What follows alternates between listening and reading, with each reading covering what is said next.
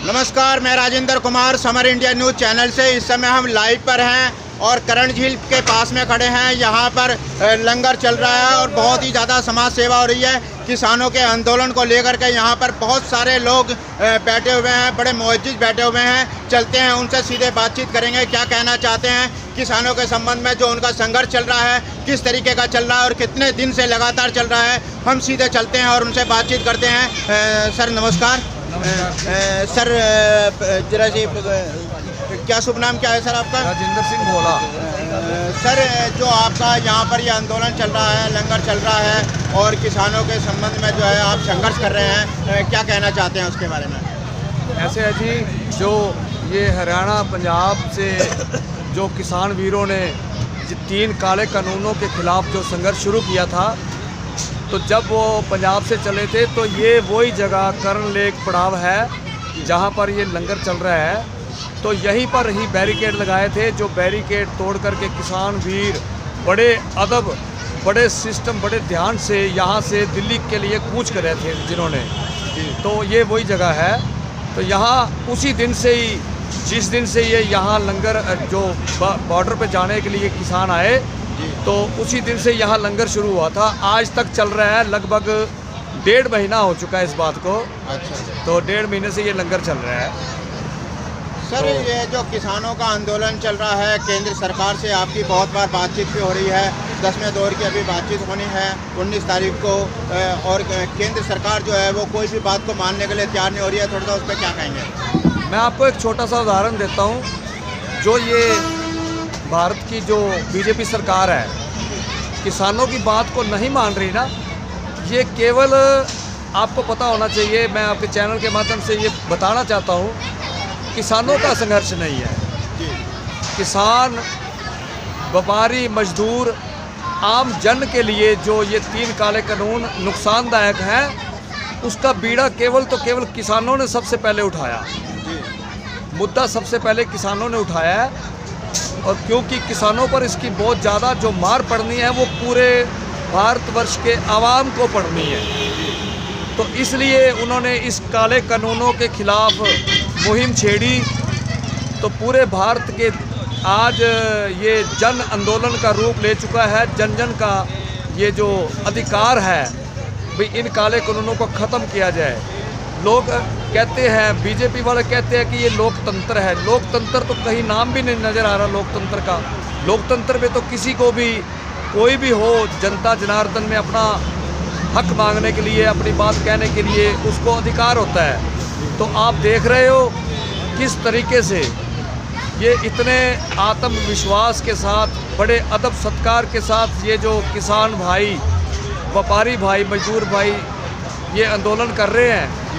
तो सरकार कई तरह के इस आंदोलन को ख़त्म करने के लिए कई तरह के हथकंडे अपना रही है, जिसमें मेरे से आपने पूछा कि 10 बार जो वार्ता हुई है उसका कोई रिजल्ट नहीं निकल रहा। एक्चुअल में जो भारत सरकार है इस किसान आंदोलन को कमज़ोर करना चाहती है, मगर वो याद रखे, अगर उसकी बात किसान वीरों की, व्यापारी मजदूर वीरों की, या भारत की जनता की, मैं तो कह सकता हूँ कि भारत की जनता की बात इस लोकतंत्र के अंदर जो नहीं मान रहे, भारत सरकार जो नहीं मान रही, तो इसका दूरगामी दुष्ट परिणाम ये होंगे।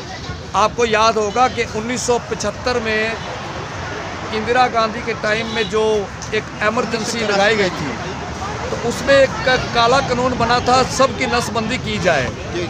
उसमें जायज़ और नाजायज़ जो नसबंदियाँ हो रही थी, तो जन आंदोलन शुरू हुआ। उसमें क्या हशर हुआ था उस वक्त सरकारों का, वही हशर ये मोदी सरकार का होने वाला है आने वाले टाइम में। अगर तो काले कानून, जो कृषि काले कानून मान लिए जाएं, इनको वापस ले लिया जाए तो ठीक है, वरना जो ये पूरे देश के अंदर आज अराजकता, अस्थिरता फैली हुई है, इसको ख़त्म करना तो केंद्र सरकार का ही दायित्व बनता है, जिम्मेदारी बनती है। देखो, किसान भाई जो भी संघर्ष कर रहे हैं, उसमें जो भी शामिल हैं, व्यापारी हों या मजदूर हों, वो अपना भला बुरा सोच रहे हैं, देख रहे हैं। तो सरकार को भी चाहिए कि इतना बड़ा जन आंदोलन जो छिड़ा हुआ है, जन आंदोलन जो चल रहा है या अनशन चल रहे हैं, कहीं ना कहीं किसान सच्चे हैं, जनता सच्ची है, तो इस लोकतंत्र के अंदर जो इतना आवाज़ उठाई हुई है इन्होंने, ये काले कानून वापस ले लिए जाने चाहिए। तो मैं मोदी सरकार से इस चैनल के माध्यम से अब भी अपील करूंगा कि इन जन आंदोलन को देखे और भारत की जनता के बारे में सोचे और ये तीनों काले कानून वापस ले लें तो अच्छा रहेगा देश के लिए भी, आवाम के लिए भी। सर अभी 26 जनवरी भी आ रही है और उस पर भी कुछ कहना चाहेंगे। कहा गया है कि किसान जो है वो 26 जनवरी पे अपना दिल्ली के अंदर कूच करेंगे और कुछ कार्यक्रम भी करेंगे, उसके बारे में कुछ कहना चाहेंगे क्या? देखो, सबसे पहले तो यही है ना कि 26 जनवरी हमारे देश का एक बहुत बड़ा गणतंत्र दिवस का त्यौहार है।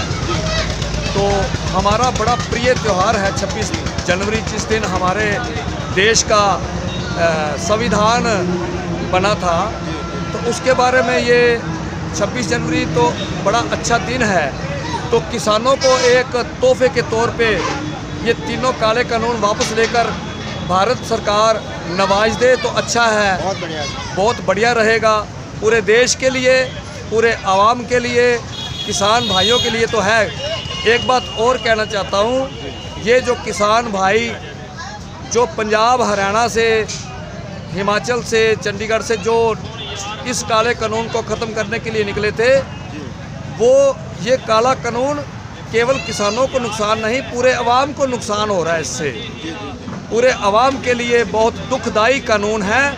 मैं अपील करूंगा कि 26 जनवरी से पहले भारत सरकार इन काले कानूनों को वापस ले और पूरे अपने जो भारत के अंदर जो आवाम है वो बड़ी शांति, अदब और बड़े अच्छे ढंग से रहे, किसी तरह का कोई भी किसी को दुख ना हो। तो यही मेरी मंशा, मेरी कामना है भारत सरकार से कि इन काले कानूनों को 26 जनवरी से पहले, जो इतना बड़ा एक पवित्र पर्व आ रहा है, उससे पहले ही ये काले कानून ख़त्म कर दिए जाए तो बहुत अच्छा रहेगा। सर एक छोटा सा मेरा और सवाल है, थोड़ा सा जरा सा, वो ये है कि केंद्र सरकार के कुछ पदाधिकारी, कुछ नेतागण जो है वो इस आंदोलन को कुछ अलग से गलत रूपरेखा दे रहे हैं, थोड़ा सा उस पर और क्या कहना चाहेंगे? देखो, बीजेपी की सरकार है, जिनकी सरकार है वो झूठ सच को पहचानते नहीं हैं और आज बड़ी, मैं ये कहूँगा कि बड़ी अहंकारी तौर पर ये झूठ सच को पहचान नहीं रहे। लोकतंत्र के अंदर जनता को हक होता है कि उसके साथ कोई भी अन्याय हो तो उस अन्याय को ख़त्म करने के लिए सरकार से ही अपील की जाती है। जिस सरकार ने ये जैसा भी काला कानून बनाया तो केवल वो सरकार से ही अपील की जाएगी। जनता तो सरकार से ही अपील करेगी, अपना रोष प्रकट करने के लिए वो अनशन भी करेगी, धरना भी देगी। और इसमें सबसे बड़ी बात है कि ये जो धरने, अनशन इतना लंबा 70 साल के इतिहास में ऐसा कोई भी शांति प्रिय, बड़े अच्छे और बहुत ही बढ़िया ढंग से जो प्रदर्शन किए जा रहे हैं या धरने दिए जा रहे हैं, मैं तो कहता हूं कि सरकार को समझना चाहिए, मानना चाहिए कि आखिर कहीं ना कहीं ये काले कानून गलत हैं। वो जल्दबाजी में जो लागू करने की कोशिश कर रही थी, तो अब तो उसके ऊपर सुप्रीम कोर्ट की तरफ से भी जो रोक लगाई हुई है, वैसे तो सुप्रीम कोर्ट अपने आप में, माननीय सुप्रीम कोर्ट जो अपने बल पे, अपने स्वयं बल पे या अपने विवेक से इन काले कानूनों को ख़त्म कर सकती थी, फिर भी हमारे देश के अंदर एक लोकतंत्र बड़ा अच्छा सुचज्जे ढंग से सुप्रीम कोर्ट ने इसके ऊपर रोक लगाई और सरकार को हिदायत दी है कि इसके ऊपर कोई पहले इसको जांचा जाए या जो प्रदर्शन कर रहे हैं उनकी सुनवाई की जाए भी, क्यों लोग इसको वापस करवाना चाहते हैं। तो आज तो सबको पता है कि वापस क्यों करवाया जा रहा है, कि आने वाले समय में देश के अंदर जो पोर्टल घराने हैं जो मोदी सरकार की हिमायत कर रहे हैं, तो मोदी सरकार उनकी जो हिमायत करने के लिए तत्परता से जनता के ऊपर ज़बरन कानून थोप रही है। इससे पहले भी आपने देखा होगा कि 6 साल के अंदर जो काले कानून जैसे नोटबंदी, GST और जिनको जनता में बताए बगैर, किसी जांच किए बगैर एकदम से थोप दिया गया था, उसके क्या रिज़ल्ट, क्या परिणाम हुए